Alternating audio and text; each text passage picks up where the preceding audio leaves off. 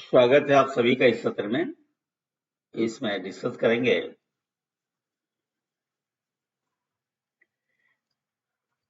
Elements, खासकर जो जैसे मेटल्स हुआ,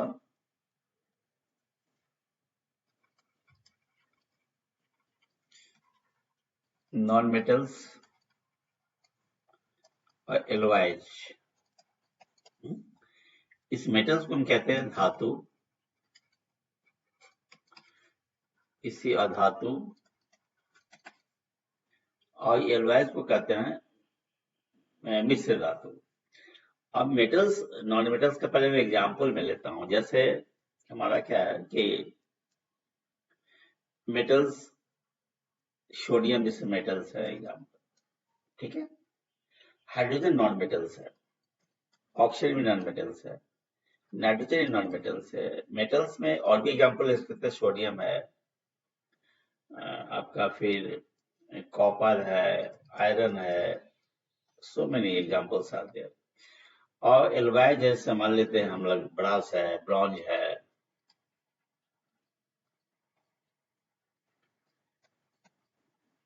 स्टेनलेस स्टील है।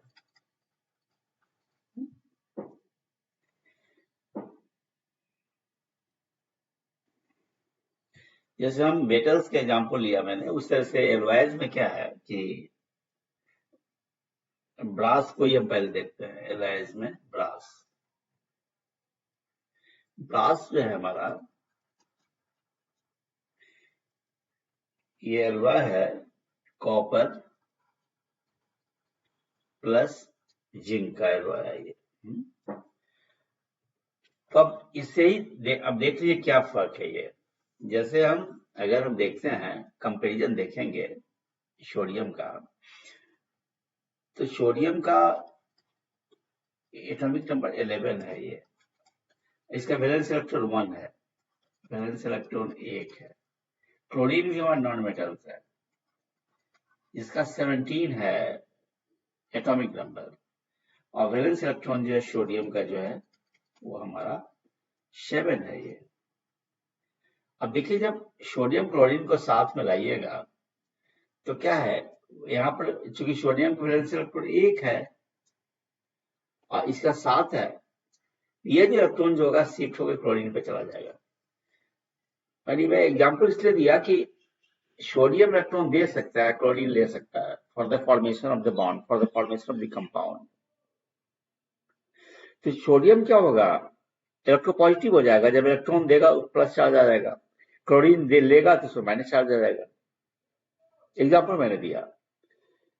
तो जो मेटल्स होते हैं ना, वह इलेक्ट्रो पॉजिटिव होते हैं, नॉन मेटल्स इलेक्ट्रो नेगेटिव होते हैं। यानी इलेक्ट्रॉन लेते हैं नॉन मेटल्स, और मेटल्स देते हैं। हो गया। और एलॉय में तो हमने देखा कि दो एलिमेंट्स मिल करके, जिससे एक मेटल जोड़ होगा, दो एलिमेंट्स मिल करके वो तीसरे चीज बनाते हैं, जिसको मिश्र धातु बोलते हैं। और यदि प्रॉपर्टीज की बात करेंगे तो जो मेटल्स होते हैं वो सॉलिड्स होते हैं, याद रखिएगा। नॉर्मली सॉलिड्स है। एक्सेप्शन क्या है, मरकरी, वो अपवाद है, वो लिक्विड है रूम टेम्परेचर पे। और ये नॉन मेटल्स होते हैं वो कोई भी हो सकता है, सॉलिड भी हो सकता है, लिक्विड भी हो सकता है, और गैस भी हो सकता है। और एलवाइस ऑलवेज सॉलिड होगा ये, ठीक है। कोई दिक्कत इसमें?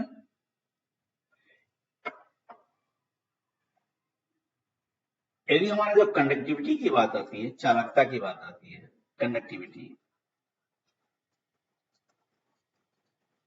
चालकता, चालकता हो सकता है कि एक्स्ट्रा कंडक्टिविटी हो जाए, फिर हमारा थर्मल कंडक्टिविटी हो जाए, इलेक्ट्रॉन में इलेक्ट्रिसिटी फ्लो होने का या हीट फ्लो होने का, दोनों हो सकता है।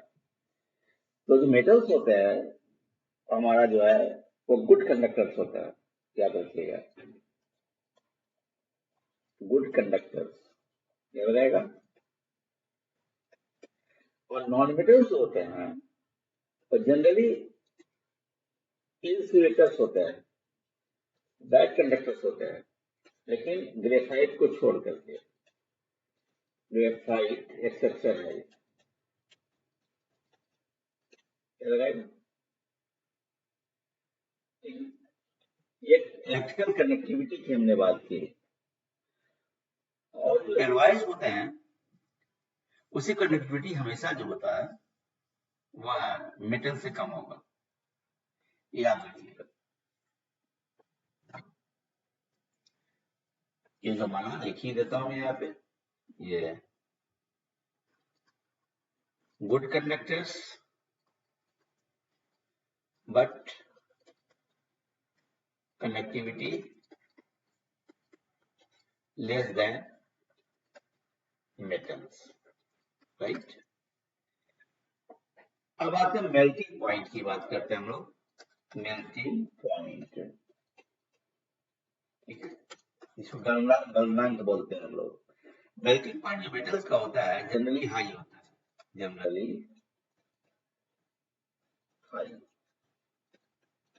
बहुत अधिक, मैंने हम कह सकते हैं वेरी हाई बोलिए बेटर है, generally very high melting point, ठीक है। और यदि हम इसकी अनाते की बात करें, नॉन मेटल्स की बात करें, तो क्या है, जनरली लो, जनरली लो, कम होता है ये।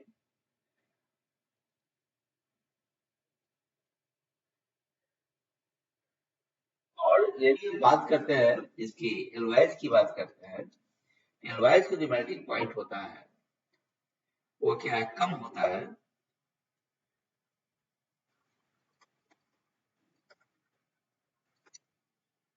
ऑफन कम भी होता है, और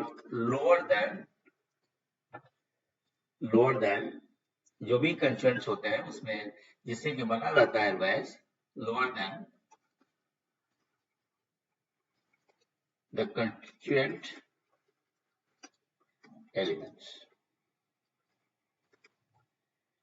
यदि हम केमिकल बॉन्डिंग की बात करते हैं, यदि हम केमिकल बॉन्डिंग की बात करते हैं, याद रखिए मेटल में जो होता है बॉन्डिंग जो होता है, मेटल में बॉन्डिंग याद रखिएगा, फॉर मेटल्स इलेक्ट्रोवैलेंट होता है, इसको हम आयनिक बॉन्ड में बोलते हैं, क्या बोलते हैं, आयनिक बॉन्ड्स। याद रखिए धातुओं में जो बॉन्ड्स होता है वो आयनिक होता है, ठीक है, इलेक्ट्रोवैलेंस होता है। और इलेक्ट्रोवैलेंट जो बॉन्ड्स बनते हैं वो due to the complete transfer of electrons from one atom to another, याद रखिए। जैसे क्या है हमारा जो है वो सोडियम क्लोराइड, जो मैंने पहले ही बताया कि एक मेटल और नॉन मेटल मिलता है तो क्या होगा, there is complete transfer of electrons from metal to non metal to form the octet configuration which is stable. तो ऐसे स्थिति में क्या हो जाता है, बॉन्डिंग्स जो होता है मेटल का जो बॉन्डिंग्स होता है वो हमारा जो है और ऐसे हम कह सकते हैं इसको कि अगर हम सिर्फ मेटल की बात करेंगे तो मेटालिक बॉन्ड हो जाएगा। तब से भी हम बात करते हैं, ऐसा करते हैं हम लोग, थोड़ा सा इसको यहाँ पे ये थोड़ा मैं कह दिया बिटवीन मेटल्स नॉन मेटल्स का। लेकिन यदि हम सिर्फ मेटल्स की यदि हम बात करेंगे, मेटल्स में तो मेटल्स में जो बॉन्डिंग्स होता है वो मेटालिक होता है, याद रखिएगा। मेटल में जो बॉन्ड होता है और जब ये मेटालिक होता है, और नॉन मेटल में जो बॉन्ड होते हैं वह कोवेलेंट होते हैं, कोवेलेंट। तो एलॉयज में भी जो होते हैं वो मेटालिक बॉन्ड होते हैं।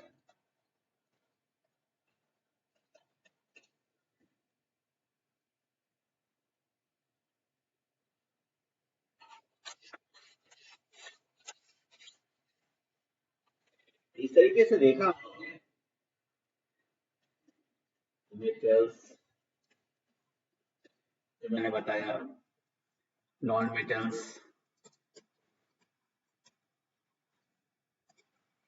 और तीसरा एलॉयज की बात आई, मेटल्स में कॉपर हो गया,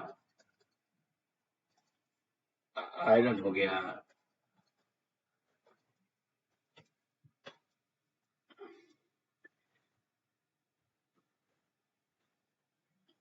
कोबाल्ट हो गया, निकेल हो गया,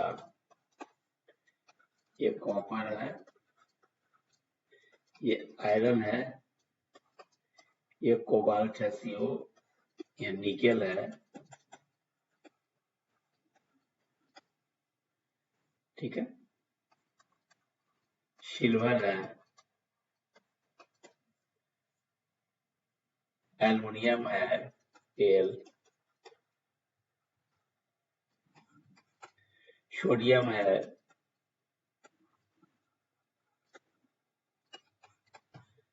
कैल्शियम है, पोटेशियम है,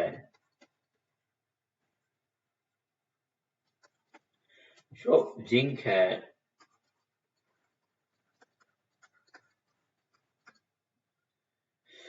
तो दीज आर दी मेटल्स। और नॉन मेटल्स में मैंने बताया कि हमारा जो है हाइड्रोजन हुआ, ऑक्सीजन हुआ, नाइट्रोजन हुआ,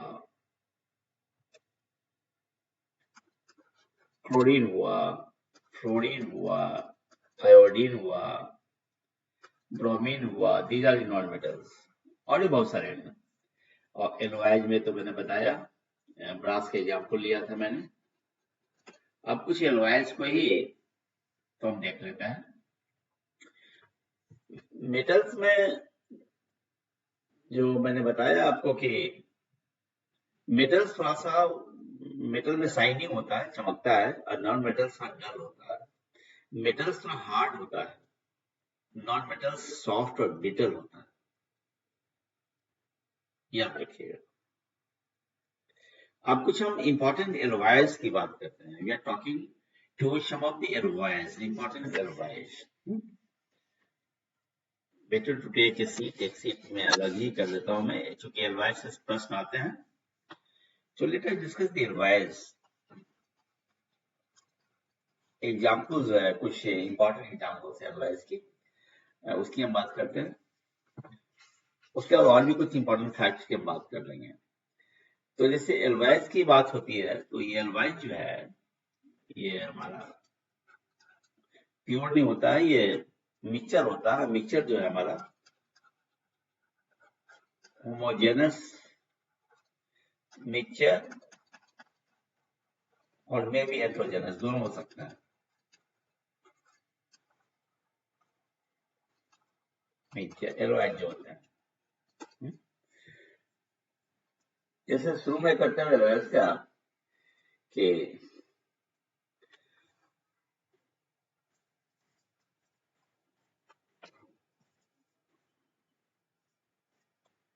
एलओआईज के एग्जाम्पल में मान लेते हैं कि सपोज करते हैं कि स्टेनलेस स्टील है, जो मोस्ट हम इस्तेमाल करते हैं किचन में। स्टेनलेस स्टील जो एलओआईज है, इसमें क्या क्या है देख लीजिए। आयरन होता है, आयरन जो इसमें 70 to 88% होता है, ठीक है। आयरन के साथ साथ क्रोमियम होता है, Cl, वो क्या 10.5 to 20% होता है। और क्रोमियम के बाद फिर निकेल होता है इसमें, Na। निकेल का जो परसेंटेज है 0 to 10% होता है। और देन कार्बन होता है इसमें, कार्बन ये हमारा 0.08 to 1%। ये जो हमारा iron, chromium, nickel, stainless steel में क्या क्या घटक हो गया, कंपोनेंट्स हो गया, iron plus chromium plus nickel plus carbon, याद रखिएगा, ठीक है। जिसमें क्या है हमारा जो है आयरन है, क्रोमियम है, निकेल है, ऑल आर मेटल्स, और C जो नॉन मेटल्स है, कार्बन नॉन मेटल्स है, राइट। अब स्टेनलेस स्टील के बाद फिर हम ब्रास आते हैं, जिसके चर्चा हमने पहले भी किया है। तो ब्रास जो है वो आपका फिर एलवा है, इसमें एक कॉपर है, और ब्रास में कॉपर जो होता है 65% to 90%। इसके साथ साथ इसमें जो चीजें हैं वो है प्लस इसमें कॉपर के साथ साथ इसमें जो है जिंक भी है। जिंक जो है इसमें होता है वो जिंक ब्रास में 10 to 35% होता है, 10 to 35%। तो ब्रास को आपने क्या देखा, कॉपर प्लस जेडन, याद रखिएगा। फिर आती है बारी ब्रॉन्ज की, हम बात करते हैं। ब्रॉन्ज दिया हुआ है और इसमें भी कॉपर होता है, कॉपर 78 to 95% प्लस इसके साथ साथ जो है, कॉपर के साथ साथ इसमें टीन होता है, SN टीन। टीन जो होता है वो 5 to 22% होता है टीन, एंड प्लस होता है इसमें small traces of small amounts or traces of manganese और phosphorus। तो ब्रॉन्ज में आपने क्या देखा, CO प्लस टीन और प्लस कुछ परिमाण में Mn और P।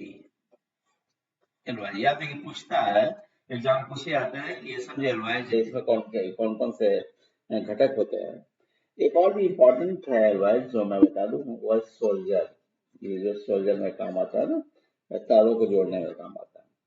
सोल्जर में क्या है, टीन है और टीन 50 to 95% प्लस लेड है टीबी,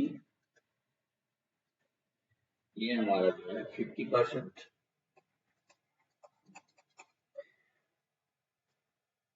और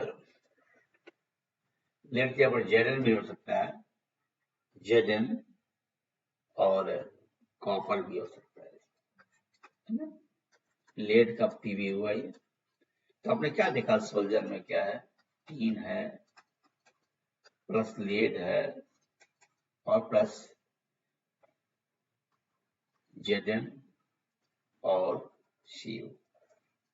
ये सोल्जर, ये पूछता है अक्सर एग्जाम में। इस पर नाइक्रोम की हम बात करते हैं। नाइक्रोम भी क्या है, आप जानते हैं कि जितने भी हमारा इलेक्ट्रिकल इक्विपमेंट होते हैं उसमें नाइक्रोम के कॉइल का इस्तेमाल होता है। तो नाइक्रोम जो एलॉय है, इसमें निकेल है, निकेल इसमें 80% है निकेल नाइक्रोम में, और प्लस क्रोमियम में 20%। याद रखिएगा नाइक्रोम में क्या क्या है elements, Ni N plus Cr। अब एक टर्म हमारा जो है वो एमलगम है, ये भी पूछता है एमलगम, ठीक है। एमलगम भी क्या है, वो एलवाई ही है। और जैसे आप डेंटल जो है हमारा डेंटल, इसमें देखिए क्या क्या होता है। इसमें मरकरी होता है, HCG होता है 50%,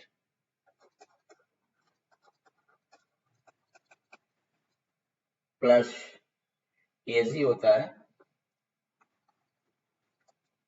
सिल्वर 22 to 32%, प्लस इसमें टीन होता है 14% के लगभग में, और प्लस इसमें कॉपर भी होता है, इट्स अराउंड 8% कॉपर, यहां मैं लिख देता हूं, प्लस कॉपर अराउंड 8%।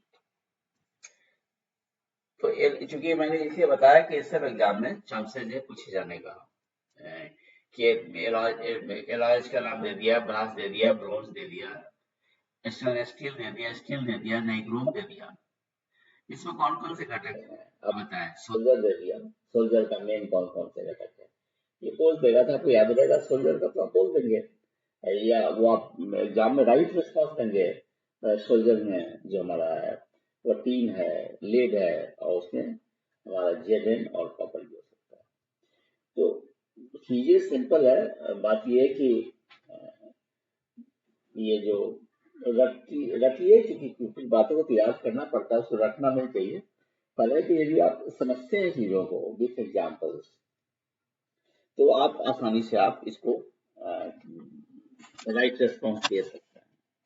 जैसे नॉन मेटल्स और मेटल्स की जो बात है इसमें कुछ चीजें जो बहुत इंपॉर्टेंट है, जैसे सोडियम है, पोटेशियम है।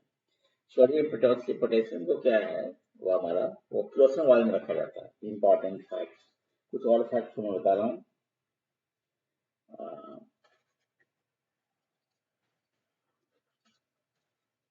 इंपॉर्टेंट फैक्ट्स, जैसे सोडियम है, Na है, Mk है। याद रखिएगा Na क्या है, सोडियम, K क्या है, पोटेशियम। इसको क्या है, आर केप्ट इन केरोसिन, इसमें रखा जाता है। किरासन तेल में इसको रखा जाता है, सोडियम पोटेशियम को। क्यों? रीजन क्या है कि रीजन इसका है, रीजन ये क्या है, Na and K are very reactive. जैसे ही क्या है, एयर और मॉइस्चर कांटेक्ट में आएगा, इसके चलते क्या होगा, बहुत हाई हीट निकलता है, very large amount of heat is emitted, very large amount of heat is released, that causes burning and accident। ठीक है, ये कारण है उसका। सेकंड, और भी एक पॉइंट बता दूं कि हमारा जैसे सेकंड क्वेश्चन है कि कोई ऐसा मेटल्स बताइए, name a metal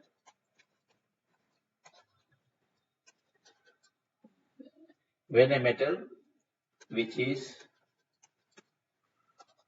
liquid at room temperature। कोई ऐसे मेटल के नाम लीजिए जो लिक्विड है रूम टेम्परेचर पे। तो याद रखिएगा, mercury is liquid at room temperature. और कोई ऐसे नॉन मेटल का नाम लीजिए, मेटल वो भी लिक्विड हो एट रूम टेम्परेचर। तो उसमें क्या होता है, bromine. Bromine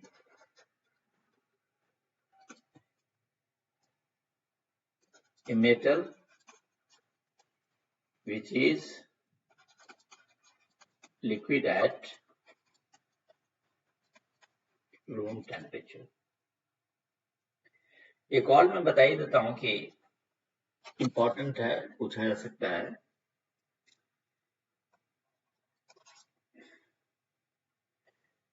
amphoteric oxides,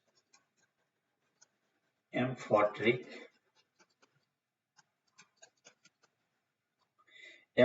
oxide का मतलब हुआ कि इसमें दोनों प्रॉपर्टीज होते हैं, एसिडिक भी और बेसिक भी। क्या है, इसमें अम्लीय गुण भी होता है और इसमें बेसिक प्रॉपर्टी भी होता है आपका। ठीक है, यानी कहने का अर्थ हुआ कि ये जो एम्फोटिक ऑक्साइड जो होते हैं वो क्या है, बोथ एसिड से रिएक्ट करते हैं, बेस से भी रिएक्ट करते हैं।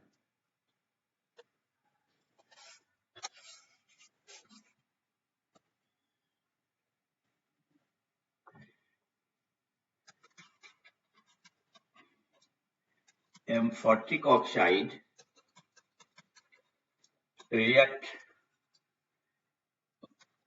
both with acid and bases, दोनों से रिएक्ट करता है।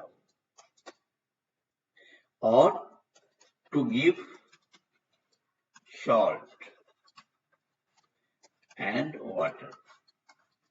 एग्जाम्पल्स एम्फोटिक ऑक्साइड का, एग्जाम्पल्स में है, एम्फोटिक ऑक्साइड के जो एग्जाम्पल्स है वो है Al2O3 aluminium oxide,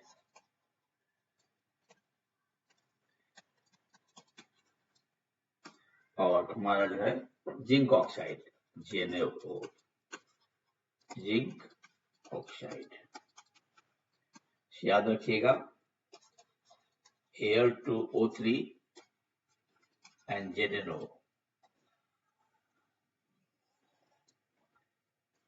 Amphoteric oxide, that is, it has both acidic and basic behavior, react with acid and base to give salt and water. That's all for this talk. Thank you for giving a patience listening. All the best for the success of exam. Thank you.